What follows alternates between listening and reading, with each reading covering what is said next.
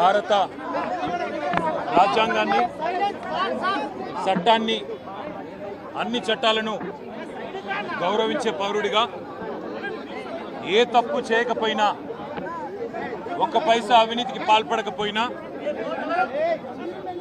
రేవంత్ రెడ్డి ప్రభుత్వం కక్ష సాధింపు చర్యల్లో భాగంగా కేసు పెడితే విచారణ అధికారులను, విచారణ సంస్థలను గౌరవించి 9 తారీఖు నాడు ఏసీబీ విచారణకు హాజరయ్యాను.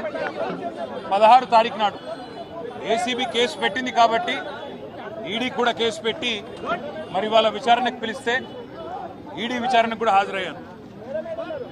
2 సంస్థలు కూడా ఒకటే రకమైన ప్రశ్నలు దాదాపు 7-8 గంటల పాటు అడిగిందే అడిగి మొత్తానికి అన్ని వివరాలు తీసుకున్నాను. 2 సంస్థలకు నేను చెప్పింది ఏమంటే, మీరు ఎన్నిసార్లు పిలిచినా వస్తా, మీరు ఎన్ని ప్రశ్నలు అడిగినా సమాధానం చెప్తా, సంతృప్తికరంగా చెప్తా, పూర్తిగా విచారణకు సహకరిస్తాను. భారత రాజ్యాంగాన్ని, న్యాయ వ్యవస్థను, కోర్టులను గౌరవించే బిడ్డగా తప్పకుండా నా నిజాయితీని ప్రూవ్ చేసుకుంటాను, ఇన్వెస్టిగేషన్కు పూర్తిగా సహకరిస్తాను అనే మాట వారికి చెప్పడం జరిగింది.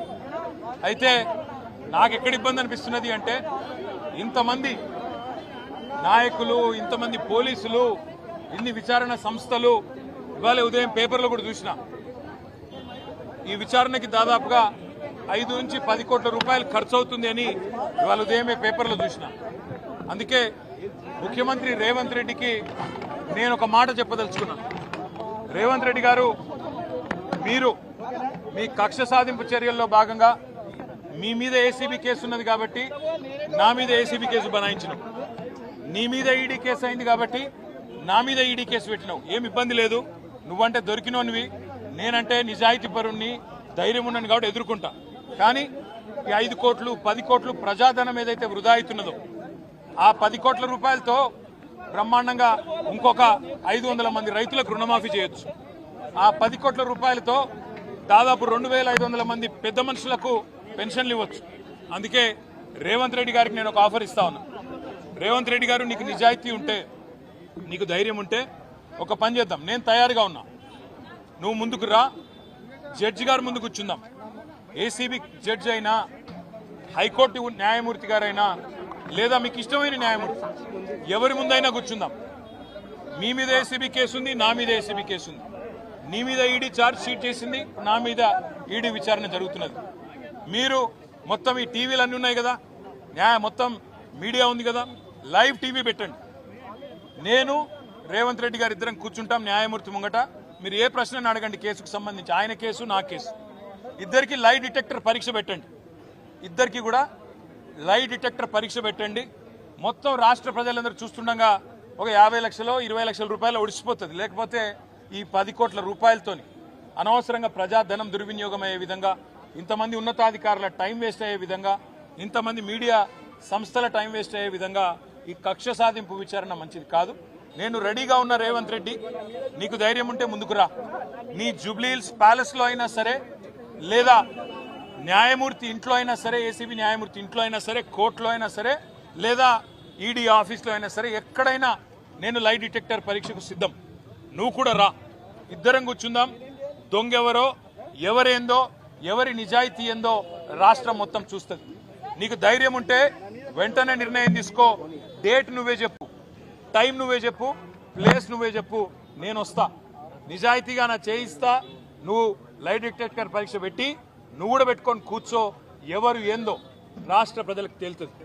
సరే, ఈ కేసు విషయానికే వస్తే విచారణ జరుగుతూ ఉంది. ఇప్పుడే నేను చెప్పాను, విచారణకు ఇంకా ఎన్నిసార్లు రమ్మన్నా వస్తా, ఎన్ని ప్రశ్నలు అడిగినా సమాధానం చెప్తా, ఎన్ని రకాల పరీక్షలు పెట్టినా భరిస్తా. ఎందుకంటే నిజం, నిజాయితీ అల్టిమేట్గా గెలుస్తుంది, న్యాయం ధర్మం గెలుస్తుంది.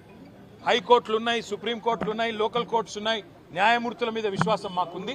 ముమ్మాటికి ఈ రోజు కాకపోతే ఇంకో 4 రోజులకు వాస్తవాలు ప్రజలకు తెలుస్తాయి. తప్పకుండా న్యాయం గెలుస్తుందనే విశ్వాసం నాకుంది. మాకు ఇవాళ ఇక్కడ ఇంతమంది వచ్చి సహకరించిన మా మిత్రులు, మా పార్టీ నాయకులు, మా కార్యకర్తలు, మా మీడియా మిత్రులు అందరికి హృదయపూర్వకంగా ధన్యవాదాలు. మనం తప్పు చేయలేదు, తప్పు చేయబోము. ఎట్టి పరిస్థితుల్లో ఇంత అర పైసా అవినీతి కూడా జరగలేదు. అదే మాట 8 గంటలు వాళ్ళు అడిగినా అదే మాట చెప్పినా తప్పు చేస్తుంటే రుజువు చేయండి, ఏ శిక్ష వేసినా సిద్ధమని చెప్పి కూడా వారికి చెప్పిన. All I have said to the Enforcement Directorate today is that I will cooperate fully. I'll cooperate wholeheartedly. I'll cooperate fully. However many times they call me, however many times they summon me, I am going to be there. And whatever the kind of information they want from me, I'm happy to give them. But I've asked the same question to ACB. I've asked the same question to ED as well. Where is the case here? Where is the case here? यहां से अगर एक पैसा गया कहीं तो उस एक पैसे का अकाउंट दूसरे तरफ है, तो इसमें फ्रॉड कहां है, करप्शन कहां है? मनी अगर सब महफूज है तो लॉन्ड्रिंग कहां हुआ है, मनी लॉन्ड्रिंग कहां से आता है? मैंने यही सवाल एसीबी से पूछा, ईडी से भी पूछा. उम्मीद करता हूं, क्योंकि ultimately we all have to believe in the justice system of our great country, and as a law abiding citizen, as a citizen of this country who firmly believes that Indian constitution gives me my rights, my civic rights, I believe that no matter what level of political vendetta, what level of malified intention the Chief Minister has, I have no problem. But I do have one offer to give to the Chief Minister of Telangana. Revanth Reddy ji, मैं आपको एक आज offer दे रहा हूं. संक्रांति का मौका है, offer ले लो. क्योंकि आप एक मिनट सोचो, आप पे एसीबी केस है. 50 लाख रुपया देते हुए एमएलए को खरीदते हुए आप पकड़े गए 2015 में. वो केस अभी चल रहा है. उसी केस का फिर ईडी ने भी केस किया, चार्जशीट भी फाइल किया. आप लड़ रहे हो, अभी भी कोर्ट्स में लड़ रहे हो. तो मैं इसलिए रेवंत रेड्डी जी को ऑफर दे रहा हूं. आप वेंडेटा विच हंटिंग के एक चक्कर में आपने मेरे पे भी केस लगा दिया. कोई बात नहीं, हम इसको झेलेंगे. जो भी सवाल हमसे पूछा जाएगा उसका जवाब जरूर देंगे, क्योंकि मैं आपकी तरह मैंने कोई गलत काम किया नहीं. मैं आपको एक ऑफर दे रहा हूं. आप जब भी तैयार हो, डेट आप तय करो, जगह आप तय करो, टाइम आप तय करो. दोनों बैठ जाते हैं. आप भी बैठ जाओ, मैं भी बैठ जाता हूं, क्योंकि आप पे भी एसीबी केस है, आप पे भी ईडी केस है, मुझ पे भी आपने लगा दिया. तो इसलिए मैं कहता हूं, मैं लाई डिटेक्टर टेस्ट के लिए तैयार हूं. आप जगह, प्लेस आप चुनो. आप भी लगाओ लाई डिटेक्टर टेस्ट, मैं भी लगा लूंगा. एसीबी कोर्ट जज या हाई कोर्ट जज या पर्सन ऑफ योर चॉइस, कोई रिटायर्ड जज भी ठीक. मीडिया को लाइव लगा दो, पूरे तेलंगाना को देखने दो कि कौन झूठ बोल रहा है, कौन सही बोल रहा है. फिर ये बेवजह जो खर्च हो रहा है, 10 करोड़ से ज्यादा रकम, जनता का जो रकम है, जो स्टेट एक्सचेकर का मनी है, जो बेवजह खर्च किया जा रहा है, इसको बचाने के लिए, ताकि इससे हम आपकी जो 6 गारंटी है उसके अमलावरी में कुछ मदद हो सकता है. पैसा अगर बचेगा तो राज्य में कुछ डेवलपमेंट हो सकता है. इसलिए मैं रेवंत को ऑफर दे रहा हूं, आप आगे आइए.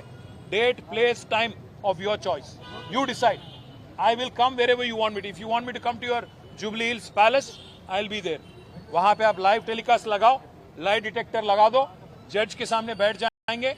कौन चोर है, कौन सही है, पूरे तेलंगाना को और तेलंगाना जनता को तय करने देंगे. बस इतना ही कहूंगा. Sorry, they have already asked me 80 questions in ACB, 40 plus questions in ED. If they want more, they have more questions, happy to answer. If they have more clarifications that I need to give, happy to answer. मैं फिर से कह रहा हूं, इसमें 1 रुपये का, 1 पैसे का करप्शन नहीं है. इसमें कोई मनी लॉन्ड्रिंग नहीं हुआ है. इसलिए मैं बार बार कह रहा हूं, इसमें अगर मुझ में इतना हिम्मत है कि मैं रेवंत के साथ बैठ के लाई डिटेक्टर केस के लिए तैयार हूं. इससे ज्यादा क्या कहूं मैं? इससे ज्यादा मैं कैसे प्रूव करूं कि मैं एकदम सही सच बोल रहा हूं, और कुछ नहीं. मुझे कि इसमें अगर केस में कुछ होगा तब ना. केस में कुछ भी नहीं है. केस में 1 रुपया का भी करप्शन नहीं है. रेवंत रेड्डी का टारगेट एक ही है, क्योंकि उनके ऊपर एक एसीबी के केस लगा था, तो मेरे पे भी लगाना था. वो अरेस्ट हो गए तो इवेंचुअली मेरे को अरेस्ट करने का है. उन पे ईडी केस हो गया तो मेरे पे भी ईडी केस करना था. अभी तक तो कोई डेट नहीं दिया गया. जब बुलाएंगे तब जरूर जाएंगे. I will cooperate fully. Thank you.